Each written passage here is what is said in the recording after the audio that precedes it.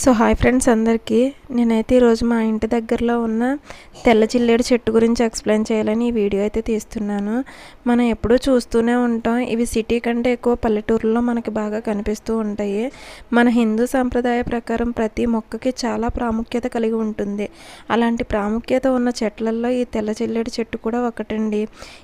ఈ చెట్లు 2 types of ఉంటాయి. అవి ఏంటంటే తెల్ల జిల్లేడు ఒకటి, ఓద రంగులో ఉన్న జిల్లేడు ఒకటి ఉంటుంది. అయితే దీనిపై ఎప్పుడు విఘ్నేశ్వరుడు కొలువై ఉంటారని చెప్పేసి మన పూర్వీకులు చెప్తూ ఉండేవారు. ఈ చెట్టుకి ఉన్న ఫ్లవర్స్ శివుడికి చాలా ప్రీతికరమైనవని చెప్తూ ఉండేవారండి మా పెద్దవాళ్ళు. అంతే కదండి, ఈ మొక్కను ఇంట్లో శుభముహూర్తంలో కనుక పెడితే అద్భుతమైన ఫలితాలు ఉంటాయని కూడా మన పెద్దలు పూర్వీకులు చెప్తూ ఉండేవారు. సో ఫ్రెండ్స్, ఈ వీడియో మీకు నచ్చినట్టయితే కనుక లైక్ చేయండి, షేర్ చేయండి, సబ్స్క్రైబ్ చేసుకోండి. సపోర్ట్ చేయండి ఫ్రెండ్స్, కొంచెం లైక్ చేయండి.